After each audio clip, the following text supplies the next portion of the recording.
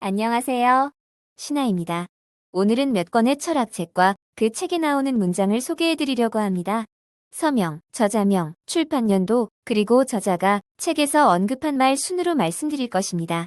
본 오디오의 제작 목적은 책명, 저자명, 출판연도를 암기하려는 것입니다.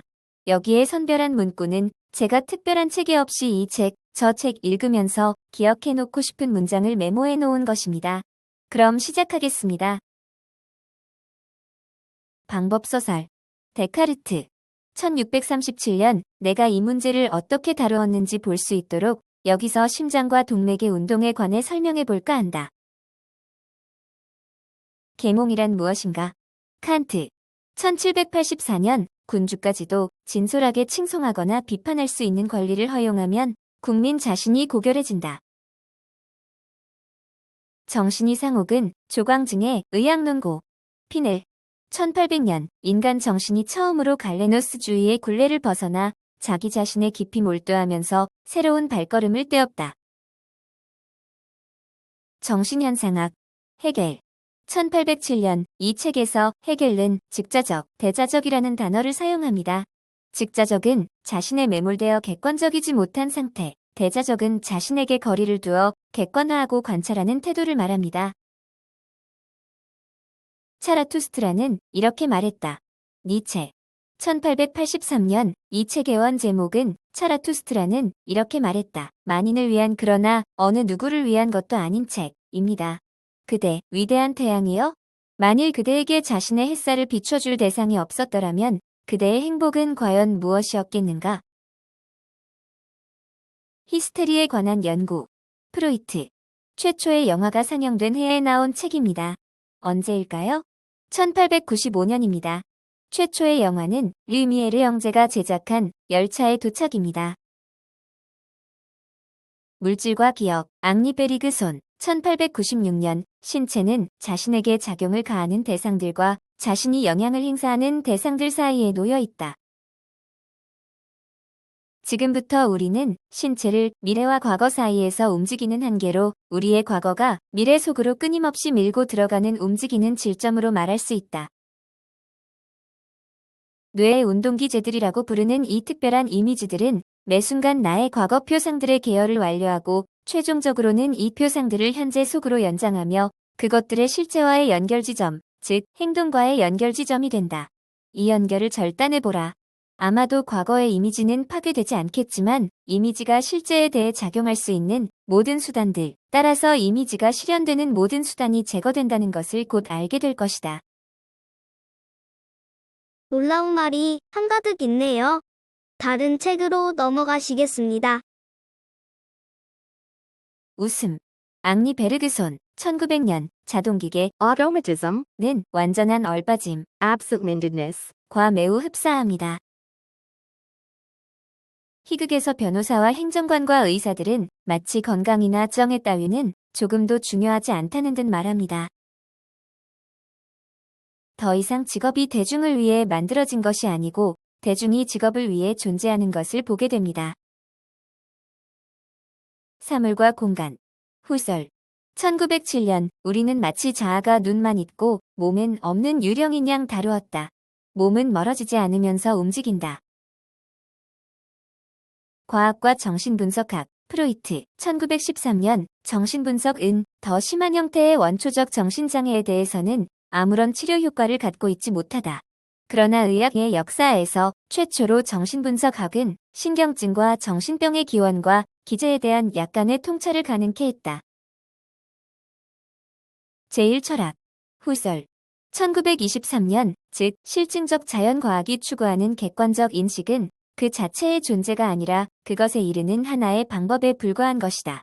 플라토닐의 경험론을 거치면서 더 강력해진 경향, 즉 주관이 개재될수록 더 모호하다며 전통적으로 경멸받았던 주관적 속견은 정작 객관적 인식이 그 타당성의 의미와 정초의 관계상 되돌아가야 할 궁극적 근원이다. 데카르트의 나는 생각한다로부터 열리고 동시에 회의의 동기부여를 완전히 성취시킨 철학적 문제제기의 집행을 통과한 다음 근대의 이 위대한 창시자인 데카르트 자신으로 다시 되돌아가자.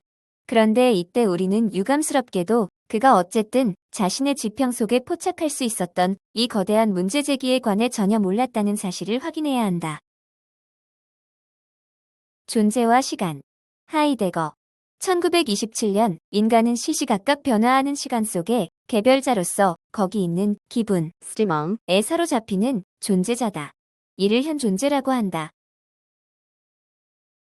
과정과 실제. 화이트헤드. 1929년 과잉 주장의 또 다른 형태는 확실성에 관한 그리고 그 전제에 관한 논리적 절차를 잘못 평가하는 데 있다. 철학은 오랫동안 다음과 같은 잘못된 생각에 사로잡혀왔다. 즉 철학의 방법이라는 것은 명석한명하고도 확실한 전제를 독단적으로 명시해야 하고 나아가서 그러한 전제들 위에 연역적 사상 체계를 구축해야 한다는 것이다. 그러나 궁극적인 일반성을 정확히 표현한다는 것은 논의의 목표이지 그 출발점은 아니다. 벽. 장폴 사르트르. 1937년 파블로 이건 정말 일세. 무엇인가를 기다리며 밤을 꼬박 새워본 적이 있었다네. 그러나 이번엔 달라. 등 뒤에서 기습해오는 일이라. 파블로, 우린 거기에 어떻게도 대처할 수 없어. 정상적인 것과 병리적인 것. 칸길렘. 1943년 생명과 죽음은 물리학자가 자신의 생명이나 타인의 생명에 대해 위험을 무릅쓰고 연구할 때에도 결코 물리학의 문제는 아니다. 물리학자에게 있어 그것은 도덕이나 정치의 문제이지 과학의 문제는 결코 아니다. 현상학은 모든 지식 행위에 내재하는 원래의 의미를 현실적 경험에게 물었다. 그렇다면 우리는 생명체 자체에서 그 의미를 찾을 수 없는가? 혹은 찾아서는 안 되는가? 존재와 무. 장폴 사르트르. 1943년 거기 누군가가 있다는 것이 아니라 나는 상처받기 쉬운 자라는 것, 나는 상처 입을 우려가 있는 하나의 몸을 가지고 있다는 것, 나는 어떤 곳을 차지하고 있다는 것, 그리고 거기서는 나는 무방비 상태이며 아무리 해도 그곳에서 달아날 수 없다는 것, 요컨대 나는 보이고 있다는 것이다. 그러므로 시선은 먼저 나에게서 나 자신으로 지향하는 하나의 중개자이다.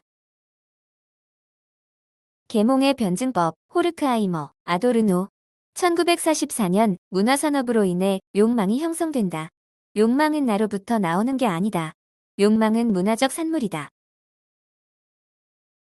지각의 현상학. 메릴로 퐁티. 1945년 신체를 가진다는 것은 생명 존재에 대하여 일정한 환경에 가담하는 것이며 어떤 기획과 알체가 되는 것이고 계속적으로 거기에 참여한다는 것이다. 시간과 타자. 엠마누엘 레비나스. 1948년 우리는 고독을 존재의 한 범주로 제한하고자 한다. 고통이 그토록 뼈아픈 까닭은 그것을 회피할 수 없기 때문이다. 고통은 삶과 존재의 궁지에 휘몰리고 있다는 사실이다. 이러한 의미에서 고통은 무의 불가능성이다. 나 기능의 형상자로서의 거울 단계. The mirror stage, as formative of the function of the I as revealed in psychoanalytic experience. 라캉. 1949년 욕망은 이뤄지면 안 된다. 우리 사이. 타자 사유에 관한 에세이. 엠마누엘 레비나스. 1951년부터 쓴 에세이 모음. 사람 사이의 관점에서 고통을 생각하는 것은 의식들의 다수성의 공존 속에서 또는 사회 속 인간들이 그들의 접근성이나 공동의 운명에 대해 가질 수 있는 순전한 지식에만 따른 사회적 결정론 속에서 고통을 보지 않게 된다. 광기의 역사. 미셸 푸코. 1960년 비이성은 광기의 진실이 이성이라는 것이다. 더 정확히 말하자면 준이성이라는 것이다. 과학혁명의 구조. The structure of scientific revolutions. 토마스 쿤. 1962년 역사의 역할. 역사를 일화나 연대기 이상의 저장소로 본다면 현재 우리가 가지고 있는 과학에 대한 이미지에 결정적인 변화를 가져올 수 있습니다. 이전에는 과학자 스스로도 고전에 기록된 완성된 과학적 업적에 대한 연구를 통해 그리고 최근에는 새로운 과학자 세대가 그 업적을 실천하기 위한 교과서를 통해 과학에 대한 이미지를 그려왔습니다. 그러나 이러한 책들의 목적은 설득력 있고 교육적일 수밖에 없습니다. 책에서 그려진 과학의 개념은 관광 안내, 책자나 언어 텍스트에서 그려진 국가문화의 이미지보다 그것을 생산한 기업을 더 잘 드러내지 못하기 때문입니다. 이 에세이는 우리가 근본적인 방식으로 그들에 의해 오도되어 왔음을 보여주려고 시도합니다. 이 글의 목표는 연구 활동 자체의 역사적 기록에서 드러날 수 있는 상당히 다른 개념의 과학을 스케치하는 것입니다. 다윈 이전 시대의 라마르크, 체인버스, 스펜서 그리고 독일의 자연철학자들이 제창한 유명한 진화 이론들은 모두 진화를 목표지향적 과정으로 간주했다. 임상의학의 탄생, 의학적 시선에 대한 고고학, 미셸 푸코, 1962년, 그리하여 질병은 중립적인 언어 아래 묻혀있지 않고 인간의 몸과 새로운 의학적 시선이 마주치는 곳으로 끌려나와 재편성되어야만 했다.